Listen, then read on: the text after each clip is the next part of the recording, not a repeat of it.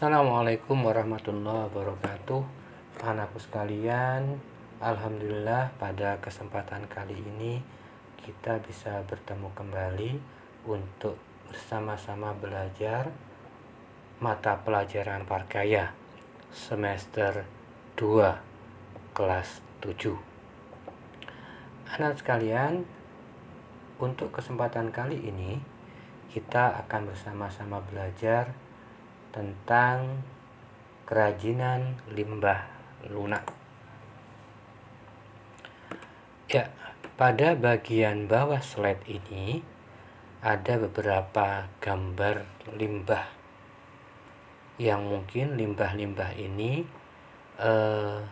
sering ada di daerah sekitar rumah atau lingkungan kalian. Anak-anak, sebelum kita memasuki materi ini lebih jauh, kita coba akan sampaikan dulu tujuan dari pembelajaran kita kali ini. Tujuan pembelajaran yang pertama adalah saya berharap kalian nanti setelah mempelajari materi ini bisa menyampaikan pendapat tentang keragaman kerajinan dari bahan lunak sebagai rasa ungkapan kalian kepada Tuhan Yang Maha Esa. Artinya, kalian nantinya jika di daerah lingkungan kalian ada limbah, maka limbah itu nantinya bisa kalian manfaatkan untuk kemaslahatan kalian dan lingkungan kalian. Sehingga dari munculnya maslahat itu, kalian akan bersyukur kepada Tuhan Yang Maha Esa. Sedangkan tujuan pembelajaran yang kedua adalah dari kegiatan belajar ini, kalian diharapkan memahami pengertian, sejarah, jenis, sifat, karakteristik dari bahan limbah yang ada di lingkungan kalian.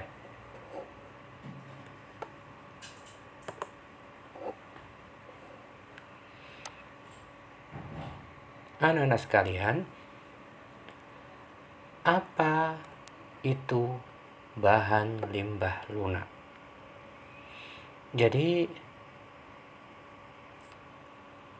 kita akan belajar tentang limbah yang ada di sekitar kita dan dikhususkan khusus pada limbah-limbah lunak. Apa itu limbah lunak? Limbah yang terdiri atas kandungan bahan yang lentur dan mudah dibentuk atau diolah secara sederhana. Jadi, dengan adanya limbah di sekitar rumah kalian, itu bukan lagi menjadi sebuah masalah, tapi masalah yang mampu untuk dimanfaatkan untuk sebuah karya yang lebih bernilai ekonomis, baik untuk kita maupun masyarakat di lingkungan kita. Anak-anak, limbah lunak itu terdiri dari beberapa hal. Sebelum kita mempelajarinya, kita akan pelajari dulu prinsip dari kerajinan limbah lunak, jenis dan karakteristik bahan limbah lunak, proses produksi kerajinan bahan limbah lunak, dan bahan terakhir adalah bagaimana mengolah bahan limbah lunak. Anak-anak, prinsip kerajinan bahan limbah lunak dapat dikelompokkan menjadi 3 prinsip. Yang pertama, berdasarkan wujudnya. Ada limbah gas, ada limbah cair, ada limbah padat. Limbah-limbah ini umumnya banyak terdapat di daerah perkotaan. Limbah cair contohnya ada pada gambar yang ada di sebelah kiri. Sedangkan limbah gas uap ya itu ada di sebelah tengah. Nah, sedangkan limbah padat ada di sebelah kanan. Berikutnya, berdasarkan sumbernya, limbah itu digolongkan menjadi 4 jenis. Yang pertama ada limbah yang sumbernya dari pertanian. Yang kedua, limbah yang sumbernya dari industri. Yang ketiga, limbah yang sumbernya dari pertambangan. Dan yang paling akhir adalah limbah yang berasal dari domestik. Anak sekalian, limbah yang berasal dari pertanian, kita mungkin banyak contoh yang bisa kita ambil. Ya, jadi karena kebetulan daerah kita berada di daerah yang mayoritas warganya adalah petani. Limbah pertanian contohnya di situ kalau pada musim tanam padi, maka setelah padi menguning dan siap dipanen akan ada limbah di situ, yaitu limbah jerami. Ya. Jadi kalau limbah industri, contohnya kalau limbah cair maka dia berupa air sisa pembuangan industri. Tapi kalau dia berupa limbah padat, maka ada contohnya mungkin bekas-bekas kemasan, ya, itu adalah limbah industri. Limbah pertambangan, kita contohkan limbah pertambangan adalah baja. Jadi baja ini biasanya kalau ada sisa-sisa pemugaran bangunan, di situ ada besi baja yang tidak lagi dimanfaatkan, maka itu digolongkan sebagai limbah pertambangan. Berikutnya limbah domestik. Limbah domestik ini artinya limbah yang dihasilkan oleh kita, masyarakat yang ada di sekitar rumah kita. Ya, itu contohnya banyak, limbah sayur mayur, ya. Terus limbah kita setelah minum minuman kemasan, ya, botolnya itu limbah, ya. Berikutnya anak-anak, berdasarkan senyawanya, limbah itu dibagi menjadi dua, yaitu limbah organik dan limbah anorganik. Apa itu limbah organik anak-anak? Saya kira kalian sudah cukup pintar apa itu limbah organik, ya, karena ini sudah pernah kita bahas saat kalian duduk di kelas 7 semester 1. Limbah organik itu umumnya berasal dari tumbuh-tumbuhan, ya, tumbuh-tumbuhan. Dan umumnya limbah organik itu limbah yang tidak memerlukan waktu lama untuk diurai oleh lingkungan kita, baik itu tanah maupun air, ya. Jadi butuh waktu paling lama ya sekitar 1, 2 atau paling lama 1 bulan. Itu adalah limbah organik. Bagaimana dengan limbah anorganik? Limbah anorganik umumnya adalah limbah yang mengandung campuran zat kimia, ya.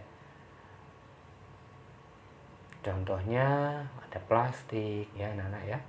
Plastik, mungkin juga karet, styrofoam, ya. Yang barang-barang itu tadi memerlukan waktu lama sekali ketika harus diurai. Jadi ini umumnya diperlukan sebuah kecermatan oleh kita sebagai manusia untuk mengolah limbah anorganik ini, sehingga bisa dimanfaatkan untuk hal yang lebih positif. Berikutnya, nah ini anak-anak, jadi seperti yang Pak disampaikan tadi, jenis dan karakteristiknya bahan limbah dibagi menjadi dua, limbah organik, ya contoh-contohnya ini adalah limbah lunak organik, lebih banyak berasal dari tumbuhan. Sebagian dari tumbuhan yang dapat dikategorikan limbah dapat diolah menjadi produk kerajinan. Sedangkan limbah anorganik, bahan olahan dengan zat campuran kimiawi dan menghasilkan bahan yang lembut, empuk, lentur, dan mudah untuk dibentuk. Diolah dengan bahan yang sederhana, sifatnya limbah anorganik relatif sulit untuk diurai. Nah, anak-anak, kita masuki tentang bagaimana problem limbah itu bisa diatasi oleh kita. Kita adalah makhluk yang paling sempurna, yang dikaruniai akal, sehingga diharapkan dengan akal yang diberikan oleh Allah Subhanahu wa Ta'ala, kita bisa memanfaatkan limbah-limbah itu untuk kemaslahatan bersama. Contoh yang pertama, ya ini pada gambar ini anak-anak, ini adalah cup bekas minuman kafe, ya kafe. Kalau kita cermat, maka bekas minuman ini tidak akan lagi menjadi sebuah limbah, tapi dia bisa kita manfaatkan kembali atau gunakan kembali untuk hal yang lebih bermanfaat. Istilah dari pemanfaatan kembali atau penggunaan kembali itu disebut dengan reuse. Use, menggunakan. Ya. Yang berikutnya, reduce. Nah, ini reduce anak-anak. Gambar yang ada pada bagian atas kiri ini adalah bagaimana sebuah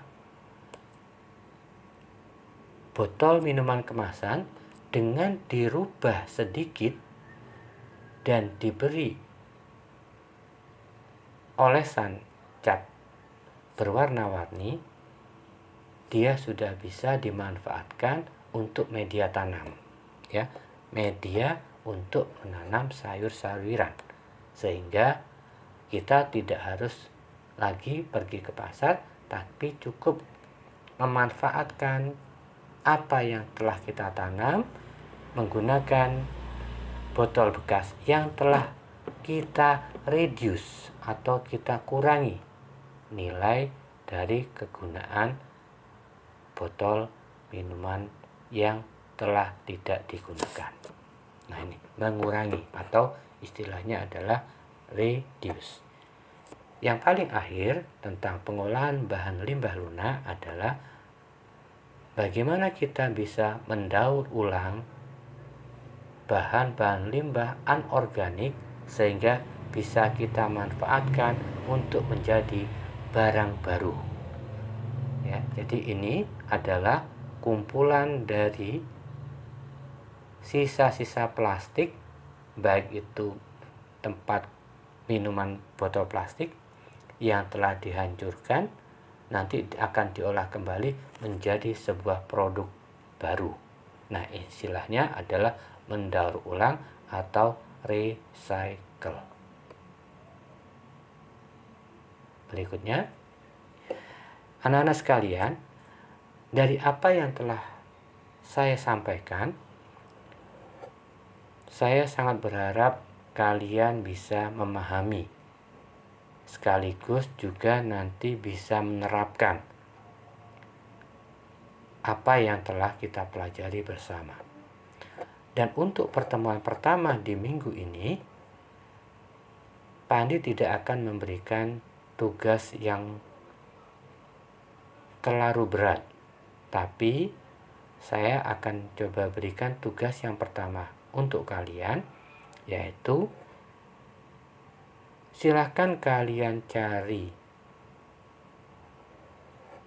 sebuah limbah ya, boleh organik, boleh anorganik, yang ada di sekitar rumah kalian. Dan berikutnya, silakan limbah tersebut kalian foto, ya, menggunakan HP. Setelah itu, foto yang sudah ada pada HP kalian silakan diupload menggunakan media